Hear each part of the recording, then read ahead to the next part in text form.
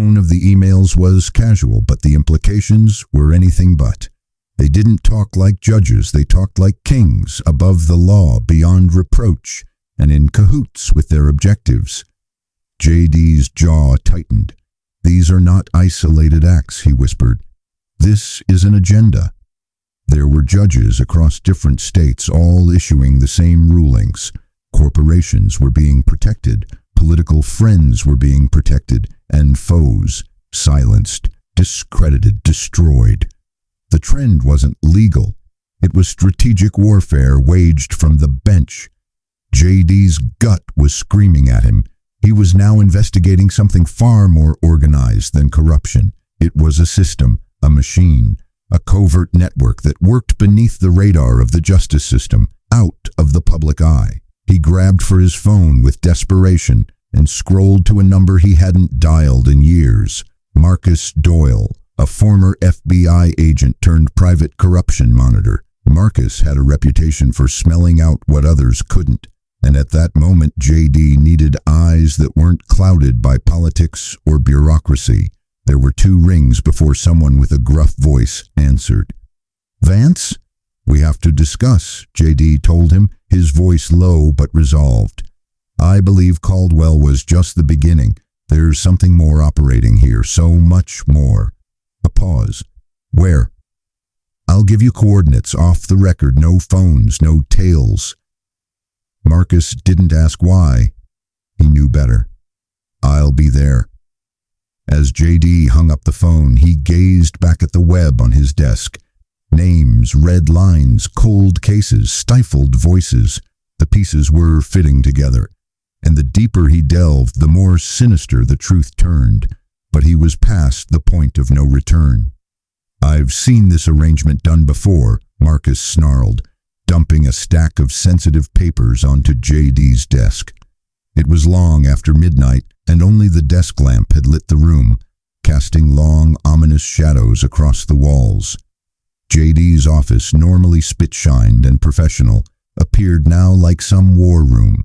Charts, printouts, files, stamped classified, the mess of truth uncovered. Marcus Doyle, a retired senior anti-corruption agent with the FBI, had his arms crossed. His gray-swept beard and grizzled face presented him as a professor, not a retired federal agent, but his eyes, sharp, unforgiving, told their own story. He'd spent decades hunting monsters in the dark, but even he appeared shaken tonight. "You're not witnessing an out-of-control judge," Marcus continued. "This is institutional corruption, a rot that starts at the top and trickles all the way down." JD sat still, his eyes on the manila envelope Marcus had placed in front of him. It was heavy, slightly creased, and lacked a return address. It had appeared on Marcus's front porch that morning out of the blue. No knock, no delivery truck. Just there. Inside was something worse than both of them had anticipated, a 2016 internal memo labeled for private distribution only. The cover contained the title, The White Oak Club. Marcus sketched out the first few pages, setting them side by side deliberately. "This is real. I've double-checked the names, the dates, the locations of the meetings. Whoever sent this, they knew just what to leak and when." The memo was a blueprint, a chilling blueprint for corruption. It charted hidden meetings in luxury resorts, off-the-record gatherings of federal judges, lobbyists, mega donors, and political strategists. The goal was clear: to shape judicial rulings in America, not by law or morals, but by placement, pressure, and silence. They call themselves a club. Marcus spoke the word as if venomous, but what they truly are a network, a syndicate.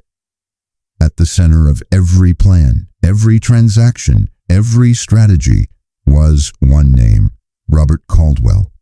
JD leaned forward, scanning the roster of names in neat, formal script. His finger hovered on a number of them, his expression growing strained.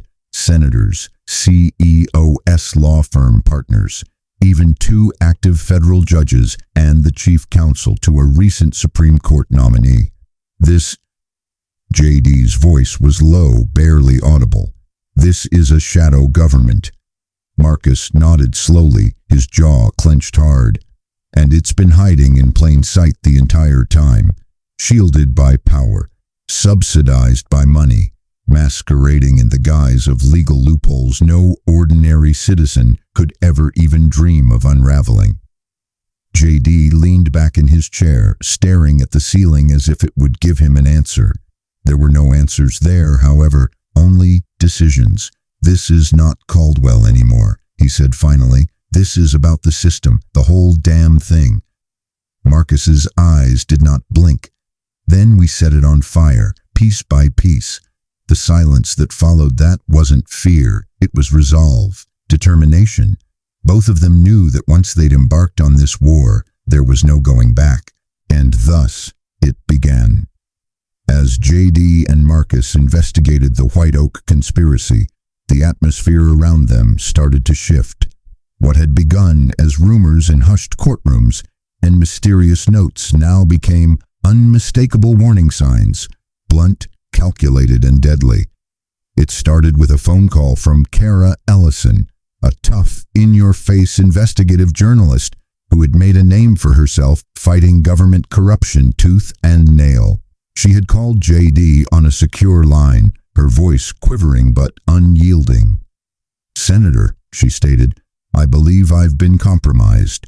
My computer locked up the moment I opened a file connected to Caldwell's financial records. Then everything was wiped. Hard drive wiped clean. My backup server too. Someone knew I was looking into this." JD promised her he'd keep her out of the limelight, but he understood what that implied. Someone was monitoring and taking action. A few days later, Deborah Shaw, a veteran of Caldwell's courtroom, a woman who had extended discreet feelers to Marcus with internal memoranda and case summaries, abruptly resigned from her position without warning. Her colleagues said that she cleaned out her desk and departed in 30 minutes, not even saying goodbye to anyone. Her phone was dead. Her apartment was emptied out. Deborah had vanished into thin air. Then came the most chilling blow. Renee Morales, a court clerk who was to testify under oath to a closed-door Senate Ethics Committee, was discovered unconscious in her car, which had swerved off a remote country road and crashed into a tree. The brakes had malfunctioned. Authorities described it as an accident, but Marcus recognized the cover story. "Brake line was cut," he snarled after reading the report.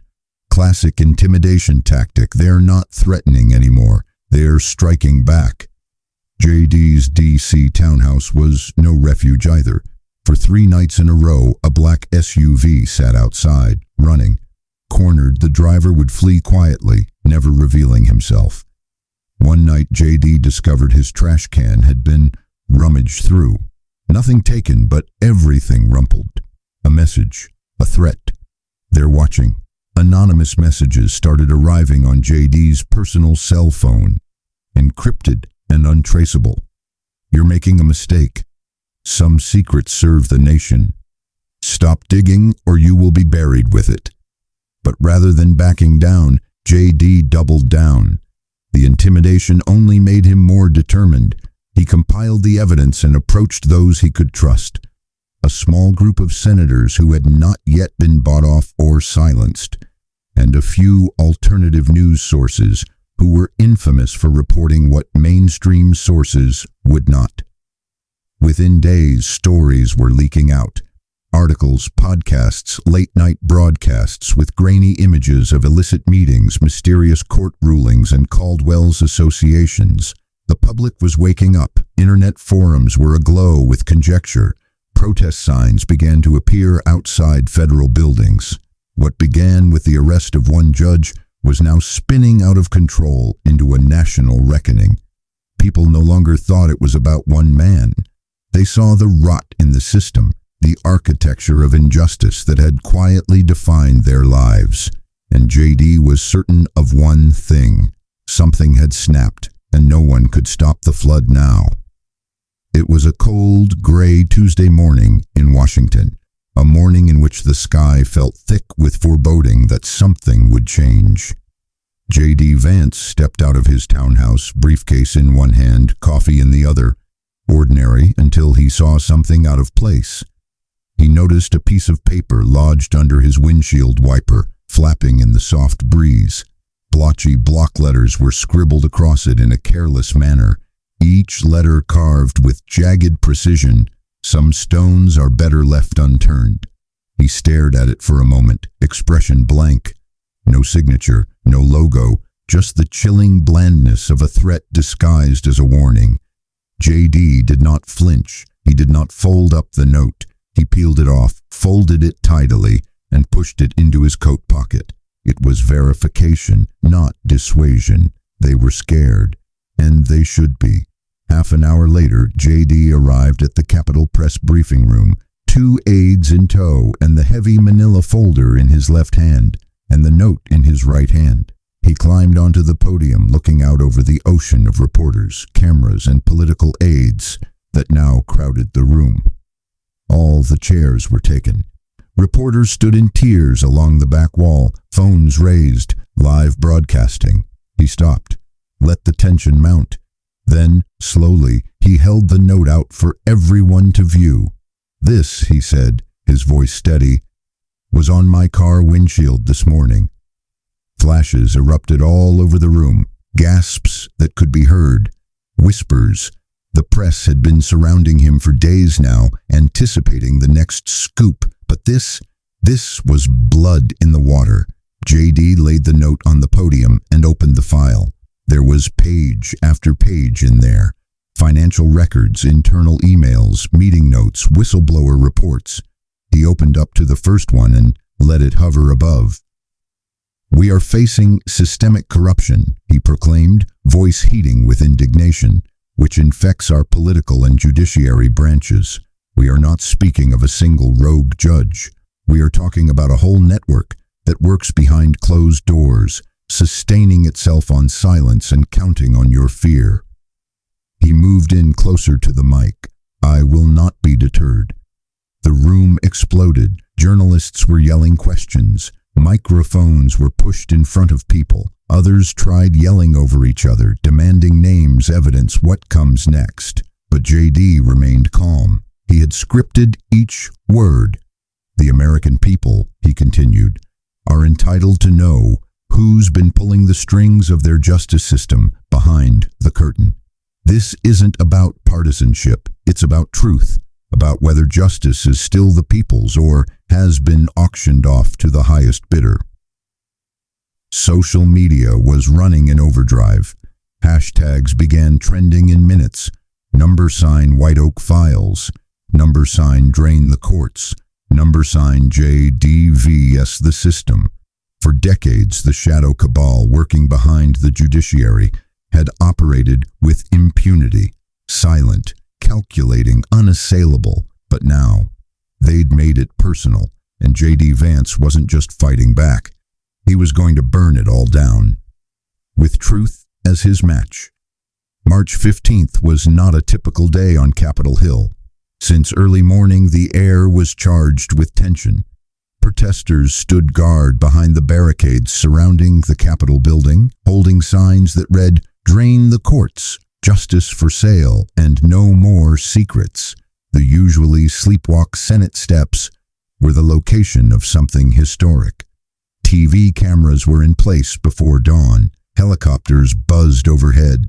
The major networks were all on the air. In the Senate Judiciary Committee hearing room, there wasn't an empty chair to be found. Galleries packed with reporters, law professors, and political operatives. Tension filled the air, the kind of pre-storm before it broke tension. Then came JD Vance. Wearing a navy blue suit and red tie, he looked serious but focused, holding in his hand a thick folder, the very same manila file with the now notorious White Oak memo. He marched with a sense of purpose. Aides trailed behind him, carrying boxes of evidence, whistleblower affidavits, and computer forensics reports. He walked up to the witness table, fidgeted with the mic, and looked over at the committee members, several of whom had been restless in the last few weeks. Glances were exchanged, papers were crumpled.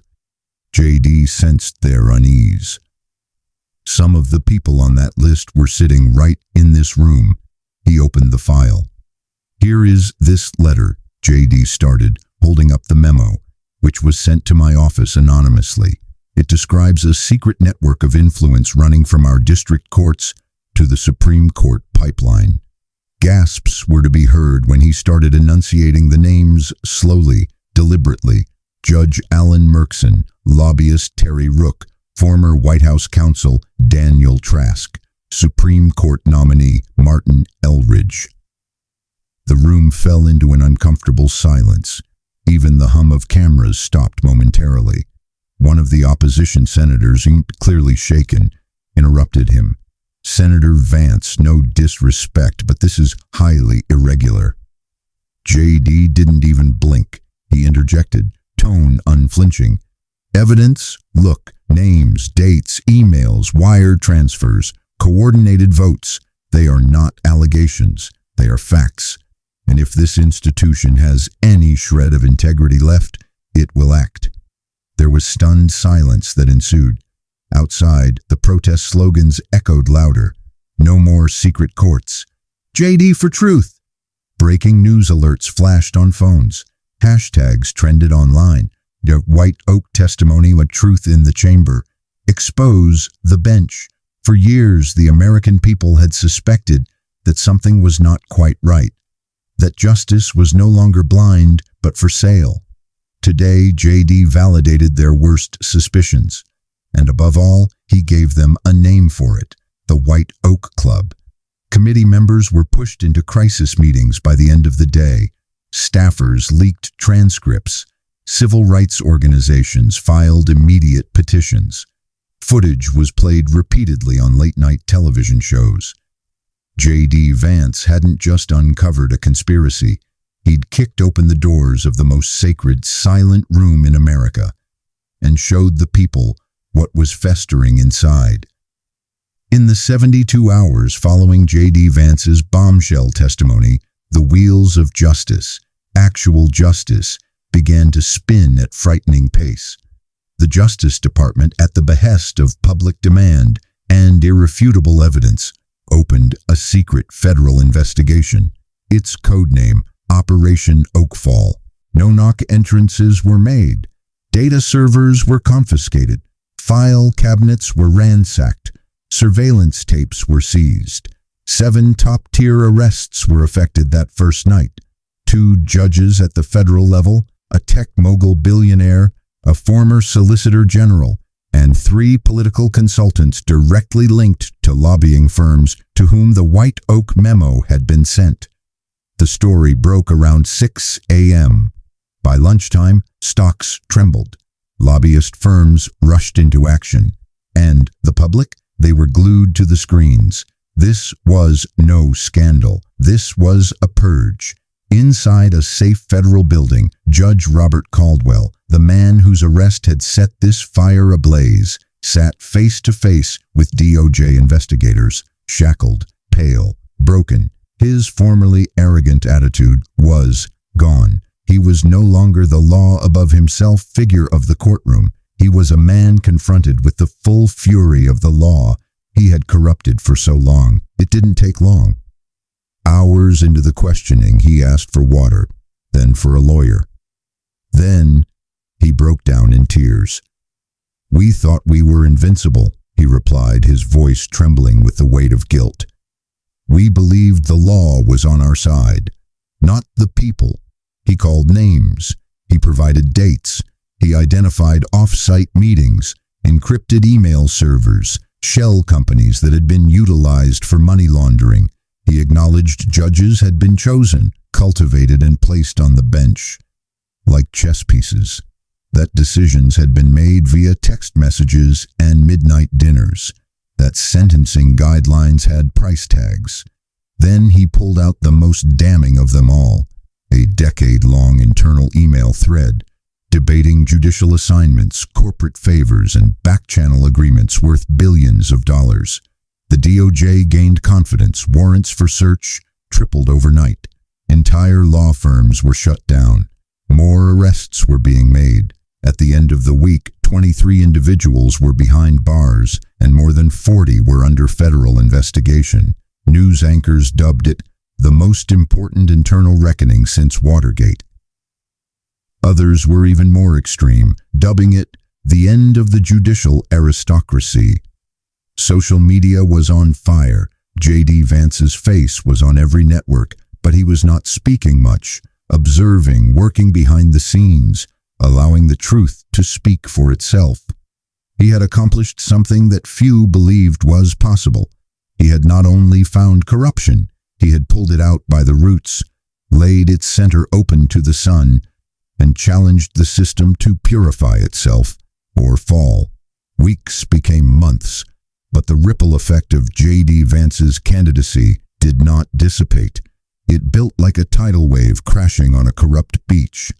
The White Oak Club, once an inviolate clandestine coalition of judges, contributors, and influence peddlers, was now a cautionary example. Congressional hearings dragged on into the summer. Testimony from former insiders told a damning tale of how far the corruption had penetrated. Americans sat in shock as familiar names were dragged through the mire, some convicted, others disbarred, and many blacklisted for life. New legislation, previously thought impossible, passed with record bipartisan support. Judicial Transparency Act required all federal judges to report private communications and meetings. The Public Access Integrity Bill established an independent watchdog agency to monitor judicial rulings and financial entanglements. And most importantly, a constitutional amendment was proposed to prohibit all judicial lobbying in any form. The system had hemorrhaged, and now, at last, it was being sewn up. In the media, JD Vance was more than a senator. To some, he was a whistleblower. To others, a crusader. To most, a symbol of what could happen when one man decided to take on the machinery everyone else sidestepped. His face was on magazine covers. Editorials were writing about his legacy. Documentaries were in the works.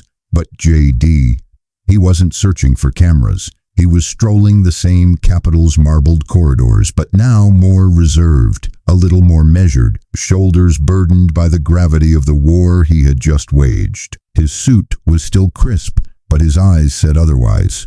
Not exhaustion, but determination. The kind that lingers in a man after he's witnessed what power looks like behind closed doors. One day, following a closed-door committee session, a young journalist not yet old enough to drive cornered him in the rotunda. Restless, clutching a miniature recorder and a steno pad, she stuttered out, "Senator, what motivated you to keep going, even when it was dangerous?" JD stopped short. He looked at her, then out into the great, giant columns looming above them all. Emblems of democracy, grand and flawed. He took a deep breath, then answered slowly, "Because I believe in this country, not in the fantasy of its perfection, but in its promise. Because I believe that justice belongs to the people, and not the privileged. And because someone, somewhere, has to rise up first." And he had. He stood where others sat. He spoke when others whispered. He risked his seat, his security, even his life, not for fame, but for truth. And because he stood, America stood a little taller too. That quotation went viral. Millions retweeted it. School teachers copied it. Activists shouted it. It didn't simply conclude a scandal. It ignited a movement. JD Vance became more than a senator. He became the one reminding a nation that justice isn't inherited. It's demanded. It's defended. And occasionally, it's reborn in fire.